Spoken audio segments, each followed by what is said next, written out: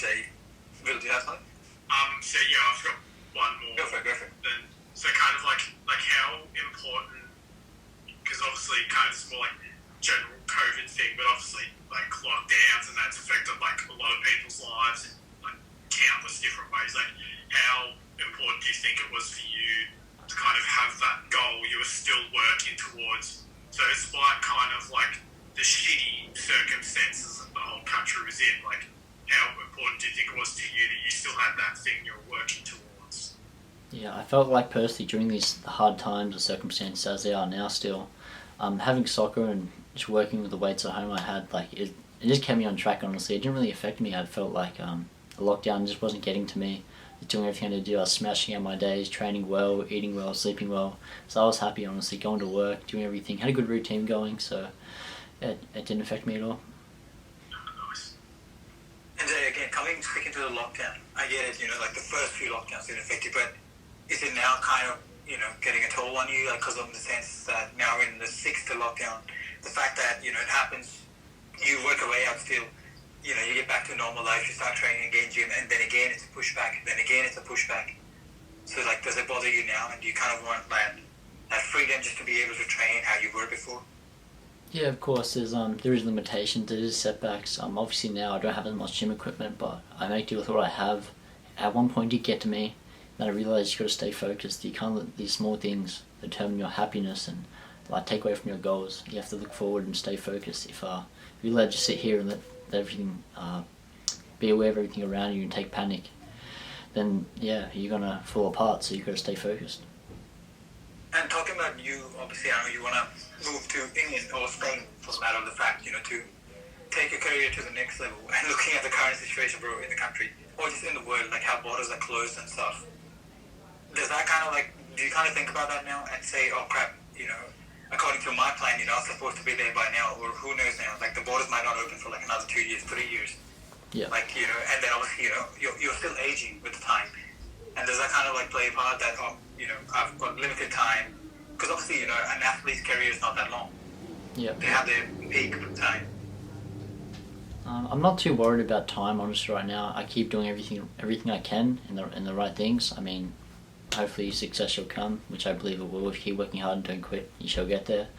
For me, it's not too much of an issue that the borders are closed, especially for my family. Mom's side of the family is Spanish, so when I get to Spain, I get permanent residence, and then after a year I get citizenship. So that could be my key, my pathway out of the country. And my family's there, so I'm sure I could get an exemption to get out of the country.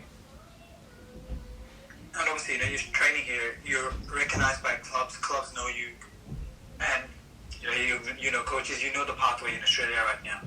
When you say you want to move to Spain, obviously it's going to be a fresh start, where you're going to be alone, and you have to start literally from the bottom.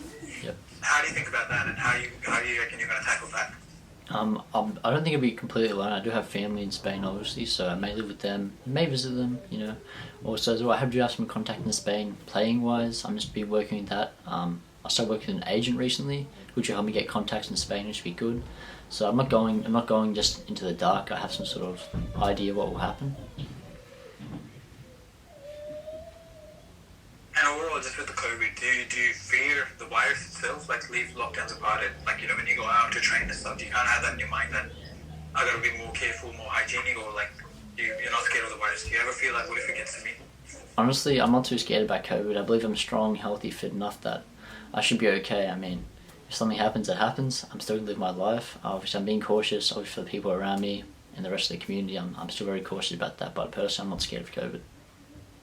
And do you think kind of as vaccine rollouts are kind of happening more and more, do you think kind of obviously the nation's goal, 80% or do you think that's kind of another step towards you being able to go over to Spain and kind of start kind of getting back on track to what you initially wanted to do? Yeah, as I said, I don't think the vaccine rollout will be a problem for me. Either if borders are closed or not, I'll still be able to move overseas. I should do anyways. So I don't think it will affect me too much. But yeah, it may help. Maybe there'll be more flights running, so that could help in my way. Jay, there's this thing you always say to me. Mm-hmm. I want to know more about it today. How you always say to me, be comfortable being uncomfortable. Yeah, I do. So what I want to know is what is that? like explain to everyone, the viewers, like what is that? What is that philosophy? Where did you get it from? And what does that actually really mean? Being comfortable, being uncomfortable is being uncomfortable in certain situations. Yeah, any situation that's uncomfortable, you don't want to do it. For example, you're scared of public speaking, whatever it is. Get it to approach someone for a new job, for an interview. Just go in there. Just take it on, head on. Don't shy away. Just go straight into it. That's the best way to live and learn and to grow as a person, develop, be comfortable, being uncomfortable. That's the main thing. And does that play a major role in your life? That philosophy? Yeah, that philosophy, be comfortable being comfortable, 100%. I don't think I'd be where I am right now without that, be honest. Obviously I push myself in training. I feel uncomfortable, I want to stop, but just keep going. Being uncomfortable means you're growing as a person, you're growing physically, all those things, so you got to push.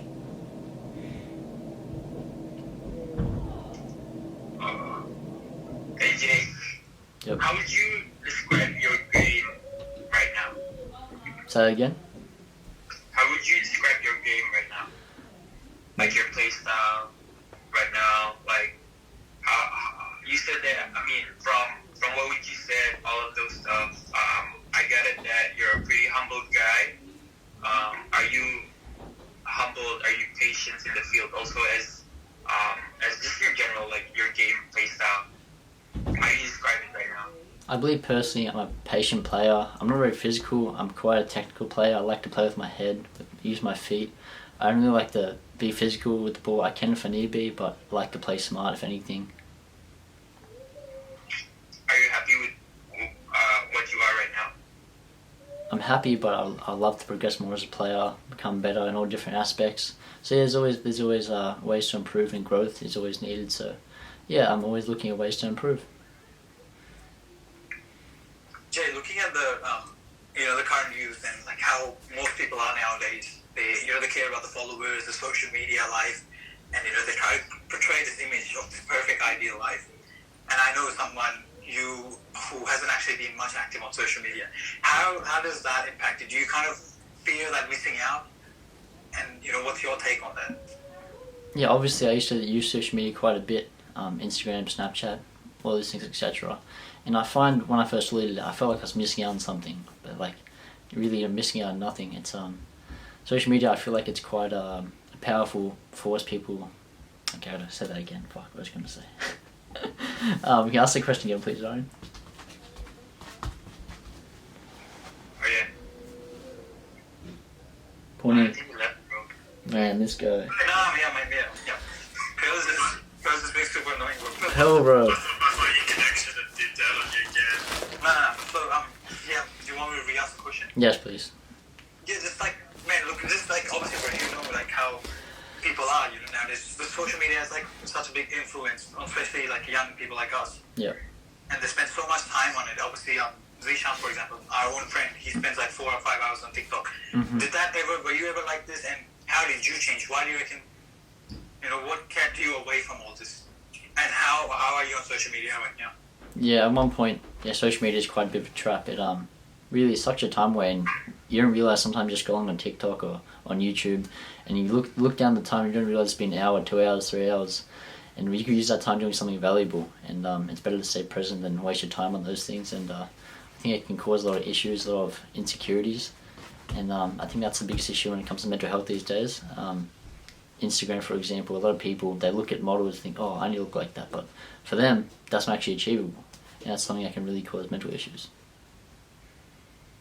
And do you spend much time on social media? Not anymore. No, I deleted Instagram, Snapchat. I have Facebook just for messaging friends here and there when needed, but apart from that, not really. And do you kind of think like that world of social media, do you think it's kind of just like a toxic shithole really, or like do you think there can be some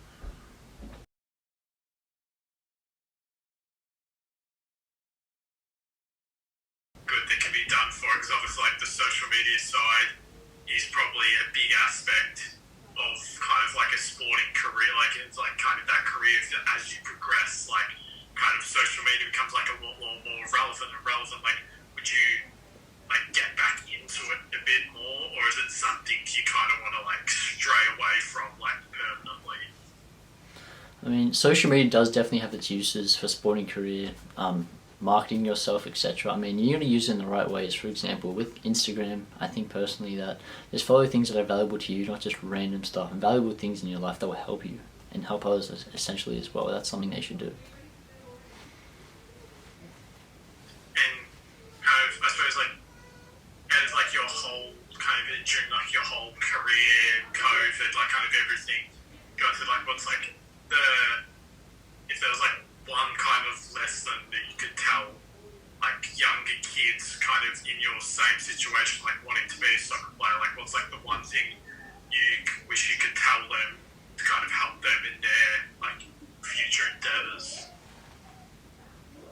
I would say stay dedicated, get a good routine, and train every day. That's the most important things in my opinion. Jay, obviously, sticking on the youth point, did you ever drink, and were you ever into that party culture and stuff? And if you were, has it changed now? Do you still drink?